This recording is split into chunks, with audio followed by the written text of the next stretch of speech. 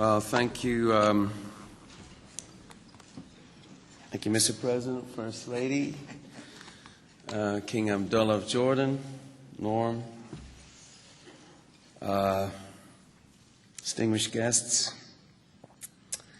Please join me in praying that I don't say something we all regret. That was for the FCC. If you're wondering what I'm doing here at a prayer breakfast, well, so am I. I'm certainly not here as a man of the cloth, unless that cloth is leather. I'm certainly not here because I'm a rock star, which leaves only one possible explanation. I've got a messianic complex. It's true. Anyone who knows me. It's hardly a revelation. Well, I'm the first to admit that there's something unnatural, something even unseemly about rock stars mounting the pulpit and preaching at presidents, then disappearing to their villas in the south of France. Talk about fish out of water. It was weird enough to have Jesse Helms come to a rock show. But this is really weird. Now, one of the things I love about this country is the separation of church and state. And although I have to say, in inviting me here, both church and state have been separated from something else completely, their mind. Mr. President, are you sure about this? It's very humbling, and I will try to keep my homily brief, but be warned, I am Irish. I'd like to talk about the laws of man here in this city, where those laws are written. And I'd like to talk about higher laws. It would be great to assume that one serves the other, that the laws of man serve these higher laws, but of course they don't always. And I presume that, in a way, is why you're all here. I presume the reason for this gathering is that all of us are here, Muslims, Jews, Christians, are all searching our souls for how to better serve our family, our community, our nation, our God. And some of us are not very good examples, despite what Norm says. I am certainly searching, and that, I suppose, is what led me here. Yes, it is odd, having the rock star at the breakfast, but maybe it's odder for me than for you, because you see, I have avoided religious people most of my life. Maybe it's something to do with having a father who was a Protestant and a mother who was a Catholic in a country where the line between the two was quite literally often a battle line, where the line between church and state was, at the very least, a little blurry and hard to see. I remember how my mother would bring us to chapel on Sundays, and my father used to wait outside. One of the things that I picked up from my father and my mother was the sense that religion often gets in the way of God. For me, at least, it got in the way, seeing what religious people in the name of God did to my native land. And even in this country, seeing God's second-hand car salesmen on their TV cable channels offering indulgences for cash. In fact, all over the world, seeing the self-righteous roll down like a mighty stream from certain corners of the religious establishment. I must confess, I changed the channel. I wanted my MTV. So, even though I was a believer, and perhaps because I was a believer, I was cynical. Not about God, but about God's politics. There you are, Jim. In 1997, a couple of eccentric septuagenarian Christians, British as it happens, went and ruined my shtick, my reproachfulness. They did it by describing the millennium, the year 2000, as a jubilee year. Described this year as an opportunity to cancel the chronic debts of the world's poorest people. They had the audacity to renew the Lord's call and were joined by Pope John Paul II, who, from an Irish half-Catholic's point of view, may have had a little more of a direct line to the Almighty. But they got together to declare the year of Jubilee. So Jubilee. Why Jubilee? What was this year of Jubilee, this year of our Lord's favor? I'd always read the scriptures, actually, even the obscure stuff. And there it was in Leviticus 25:35. If your brother becomes poor, the scriptures say, and cannot maintain himself, you shall maintain him. You shall not lend him your money at interest, nor give him your food for profit. This is such an important idea, Jubilee, that this is how Jesus begins his ministry. Jesus is a young man. He's met with the rabbis. He's impressed everybody. People are talking. The elders say he's a clever guy, this Jesus, but he hasn't done much public speaking. When he does, his first words are from Isaiah. The Spirit of the Lord is upon me, he says, because he has anointed me to preach the good news to the poor. And Jesus proclaims the year of the Lord's favor, the year of Jubilee. I think that's Luke 4. What he was really talking about was an era of grace. And we're still in it. So fast forward 2,000 years, that same thought, grace, is now incarnate in a movement of all kinds of people. It wasn't a bless me club. It wasn't a holy huddle. These religious guys were willing to get out on the streets, get their boots dirty, wave the placards, follow their convictions with actions, making it really hard for people like me to keep our distance, ruining my shtick. I almost started to like these church people. But then my cynicism got another helping hand. It was Colin Powell, a 5-star general, called the greatest WMD of them all, a tiny little virus called AIDS. And the religious community in large part missed it, and the ones that didn't miss it could only see it as divine retribution for bad behavior. Even on children, even if the fastest growing group of HIV infections were married, faithful women. There they go. Judgmentalism is back, I thought to myself. But in truth, I was wrong again. The church was slow, but the church got busy on this, the leprosy of our age. Love was on the move. Mercy was on the move. God was on the move. Moving people of all kinds to work with others they had never met, never would have cared to meet. We had conservative church groups hanging out with spokesmen from the gay community, all singing off the same hymn sheet on AIDS. See, miracles do happen. And we had hip-hop stars and country stars. This is what happens when God gets on the move. Crazy, crazy stuff happens. Popes were seen wearing sunglasses. Jesse Helms had a ghetto blaster now. Evidence of the Spirit moving. It was breathtaking. It literally stopped the world in its tracks.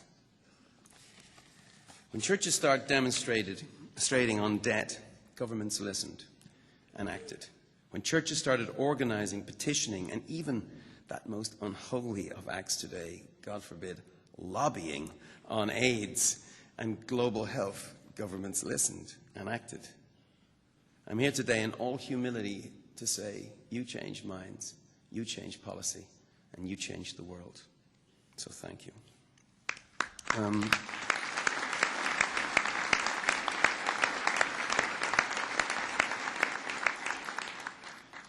Check Judaism, check Islam, check pretty much anyone.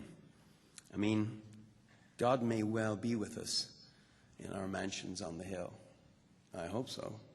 He may well be with us in all manner of controversial stuff. Maybe, maybe not. But the one thing we can all agree, all faiths, all ideologies, is that God is with the vulnerable and the poor. God is in the slums, in the cardboard boxes where the poor play house. God is in the silence of a mother who has infected her child with a virus that will end both their lives.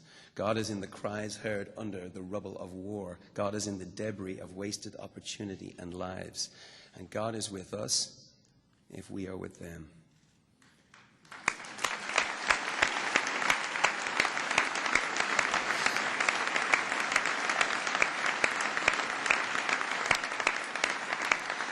If you remove the yoke from your midst, the pointing of the finger and the speaking of wickedness, and if you give yourself to the hungry and satisfy the desire of the afflicted, then your light will rise in darkness, and your gloom will become like midday, and the Lord will continually guide you and satisfy your desire, even in scorched places. It's not a coincidence that in the scriptures poverty is mentioned more than 2,100 times. It's not an accident. It's a lot of airtime. You know, the only time Jesus Christ is judgmental is on the subject of the poor. As you have done it unto the least of these, my brethren, you have done it unto me. I believe that's Matthew 25:40. See, I've been doing my homework. As I say, good news to the poor. Here's some good news for you, Mr. President. After 9/11, we were told America would have no time for the world's poor. We were told America would be taken up with its own problems of safety. And it's true, these are dangerous times. But America has not drawn the blinds and double-locked the doors. In fact, you have doubled aid to Africa. You have triple funding for the global health, And Mr. President, your emergency plan for AIDS relief and support of the Global Fund, you and Congress, has put 700,000 people onto life-saving antiretroviral drugs and provided 8 million bed nets to protect children from malaria. Thank you.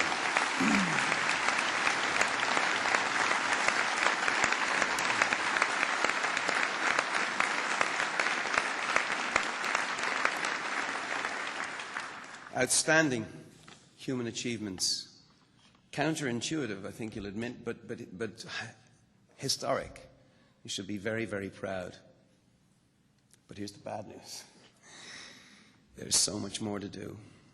There is a gigantic chasm between the scale of the emergency and the scale of the response.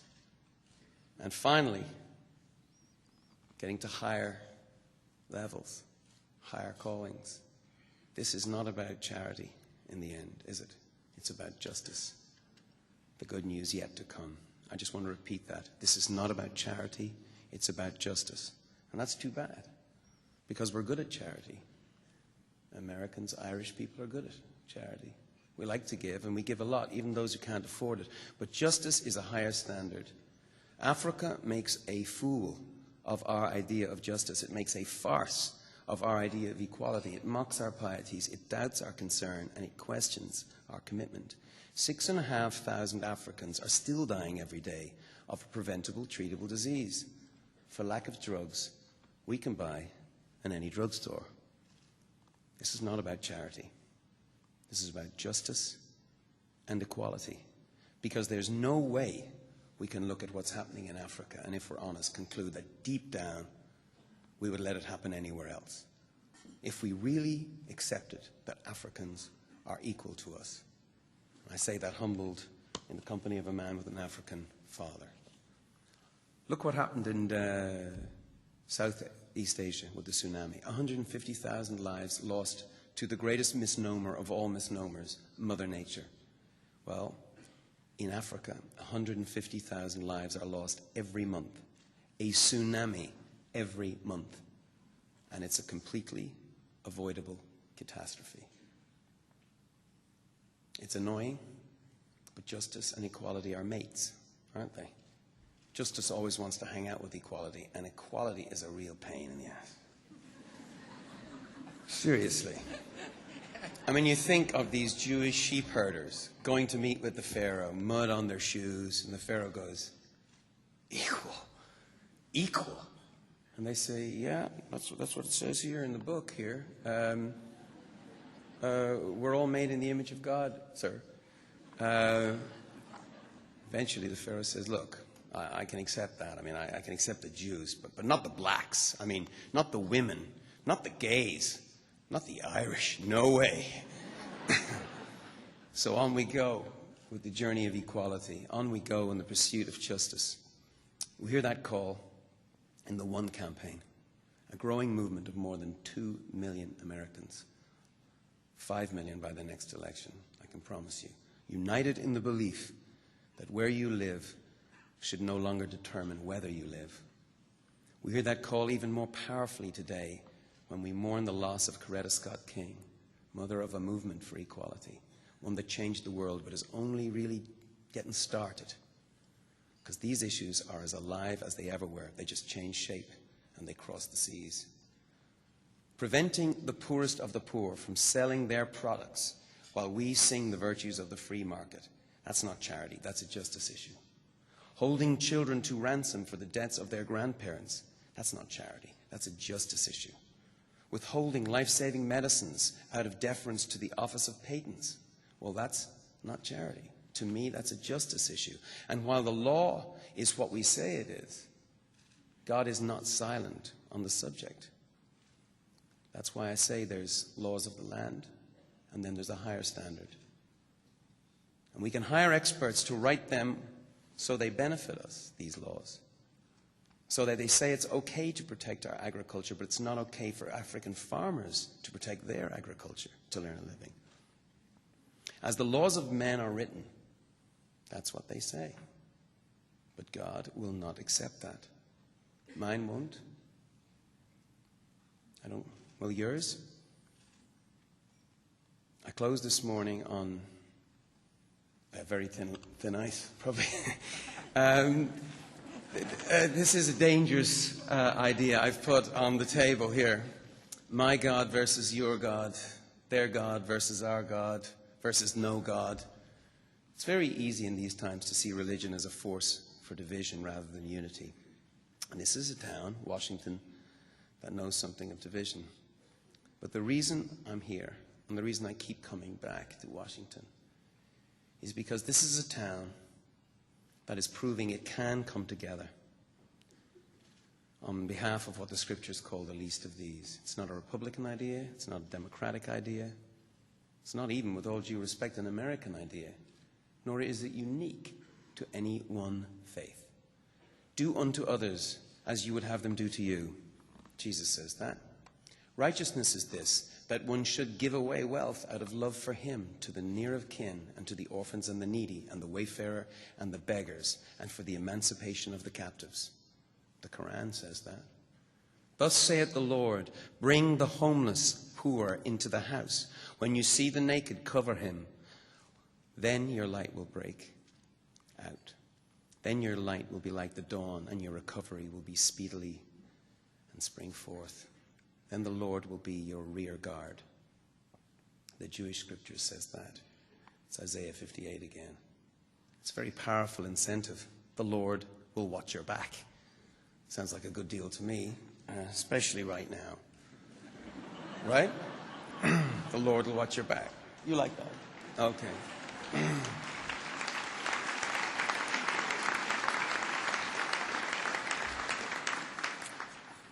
All right. A number of years ago, I met a wise man who changed my life in countless ways, big and small. I was always seeking the Lord's blessing.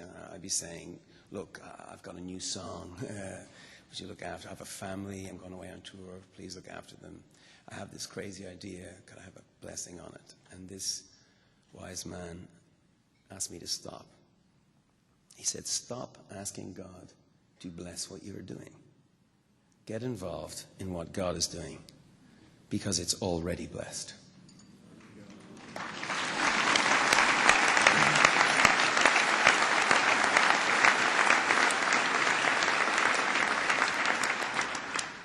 Well, let's get involved in what God is doing. God, as I say, is always with the poor. That's what God's doing, and that's what he's calling us to do. I was amazed when I first got to this country, and I learned how much some churchgoers tithe, up to 10% of the family budget.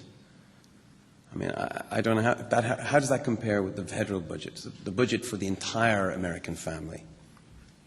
How much of that goes to the poorest people in the world? Well, it's less than 1% of the federal budget. Mr. President, Congress, people of faith, people of America, I want to suggest to you today that you see the flow of effective foreign assistance as tithing, which, to be truly meaningful, will mean an additional 1% of the federal budget tithed to the poor. Now, what is that 1% that we're asking for on the one campaign? It's not merely a number on a balance sheet or pulled out of the air. 1% is the girl in Africa who gets to go to school, thanks to you. 1% is the AIDS patient who gets her medicine, thanks to you. 1% is the African entrepreneur who can start a small family business, thanks to you. 1% is not redecorating presidential palaces. 1% must not be, or don't give it, money down a rat hole.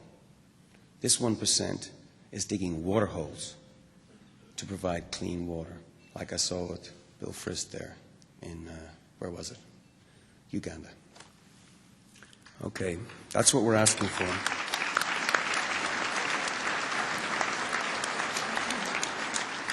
"1% is a new partnership with Africa. Not paternalism towards Africa, a new partnership with Africa, where increased assistance flows toward improved governance and initiatives with proven track records and away from the boondoggles and white elephants that we've seen before. America gives less than 1% now. We're asking for an extra 1% to change the world, to transform millions of lives, but not just that. And I say this to the military men now. Not just transform hundreds of thousands, indeed millions of communities, but transform the way they see us, which might be smart in these dangerous times. 1% as national security, 1% as enlightened economic self-interest, and a better, safer world rolled into one. Sounds to me that in this town of deals and compromises, 1% is the best bargain around. Thank you very much.